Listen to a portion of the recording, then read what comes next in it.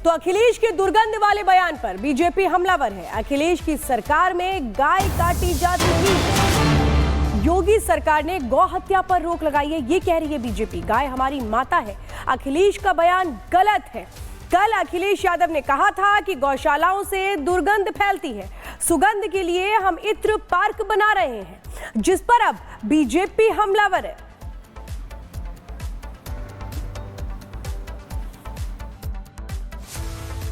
एक तरफ अखिलेश यादव जी को गौ माता में दुर्गंध नजर आता है और वहीं राहुल गांधी जी के साथी कांग्रेस पार्टी के विधायक को साधु संतों में सांड नजर आता है, जो सांड जाके छुट्टल रूप से घूम करके दूसरे धर्मों पर आघात कर रहे हैं। ये स्पष्ट रूप से दिखाता है कि इन लोगों को सनातन से लगाव नहीं है, सनातन विरोधी है। और मैं तो कहूँगा, अगर हिंदुस्तान में रह के सनातन से विरोध करते हो, हिंदुस्तान से रह के सनातन से आपको दुर्गंध आती है, हिंदुस्तान में रह के गौ माता से आपको दुर्गंध आती है, हिंदुस्तान में रहकर साधु संत को आप अगर सांड छुट्टल सांड कहते हो, तो हिंदुस्तान में राजनीति बंद कर देनी चाहिए। वह भूमि ढूंढनी चाहिए जहां पर आप सनातन का अपमान कर सकते हो और वह देश सहेगा। यह देश सनातन का अपमान नहीं सहेगा। और अजय दुबे इस वक्त हमारे साथ जुड़ रहे हैं। अजय, अखिलेश यादव हो, समाजवादी पार्टी के नेता, ऐसे ऐसे बयान दे रहे हैं जिन पर सवाल उठ रहे हैं। एक बात तो साफ है कि पिछले दिनों उपचुनाव में हुए हार की बौखलाहट इस तरह से है, कभी गायों को लेके, कभी राणा सांगा को लेके ऐसे बयान दिए जा रहे हैं जिससे नाराजगी बढ़ती जा रही है।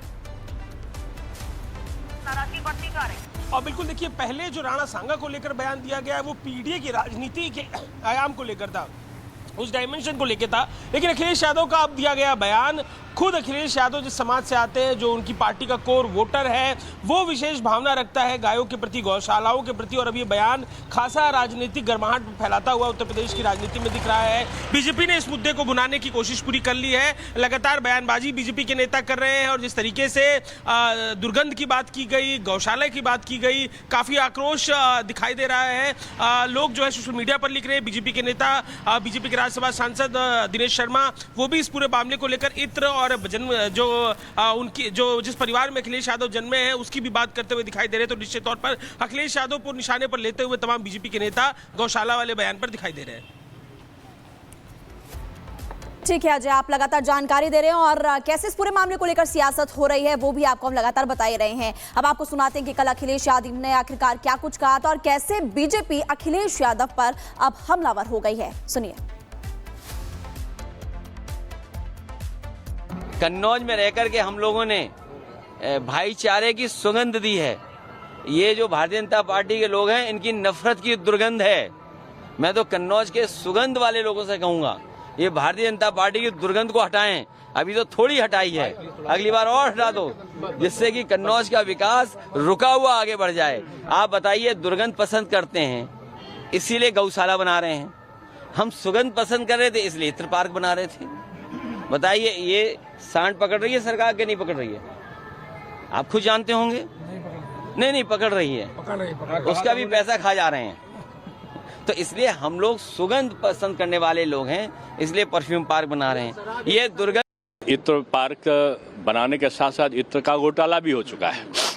लेकिन मुझे इतना ही कहना है कि गौशाला बनाने में तो लोग साधुवाद देते हैं। मुझे अपना याद है, मैंने लखनऊ में कान्हा ओपन प्रोजेक्ट बनाया था और उसके बाद आदरणीय मुलायम सिंह जी मुख्यमंत्री बने थे। तो जब वहाँ देखने गए तो उन्होंने फ़ोन करके मुझसे बधाई देते हुए कहा कि बहुत अच्छा किया, गौशाला बना दिया, सड़क पे ये बेसहारा पशु टहलते थे। आज मुख्यमंत्री जी ने उत्तर प्रदेश के हर जिले में गौशाला बना दिया। ये तो साधुवाद की बात है। आपको बधाई देनी चाहिए थी मुख्यमंत्री जी को कि जो आपके समय में जो गाय गोवंश टहलता था उसको लोग काट देते थे, उसका मांस का व्यापार आम बात हो गई थी, वो योगी जी ने बंद कर दिया।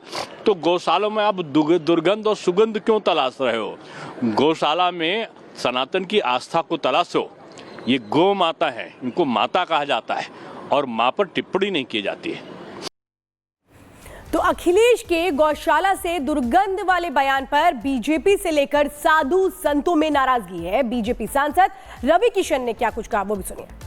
जहां अखिलेश बाबू को, अखिलेश जी को, इतने बड़े नेता को, पूर्व मुख्यमंत्री को दुर्गंध लगती है, वहीं से उसी भोजन से खा के रवि किशन बड़े हुए, उसी गोबर से हमारी माँ चूल्हा जलाती थी, वही हमारे हवन में, मेरे पिताजी पुजारी थे, वही हवन में इस्तेमाल होता था, वही गोबर मेडिसिन की तरह हमारे यहाँ देखा जाता है। वहाँ उनको हिंदुओं में दुर्गंध दिखाई देती है। ये सुन के व्यक्तित्व बड़ा दुख हुआ। हिंदू आस्था पर चोट पहुंचाने की जैसे समाजवादी पार्टी के नेताओं ने ठान ली है। बार बार एक एक करके नेता बयान दे रहे हैं। कभी सनातन परंपरा, सनातन पर, हिंदू धर्म पर सवाल खड़े करते हैं, तो अब समाजवादी पार्टी के नेता, समाजवादी पार्टी के मुखिया अखिलेश यादव को गौशालाओं से दुर्गंध आती है। रिपोर्ट देखिए।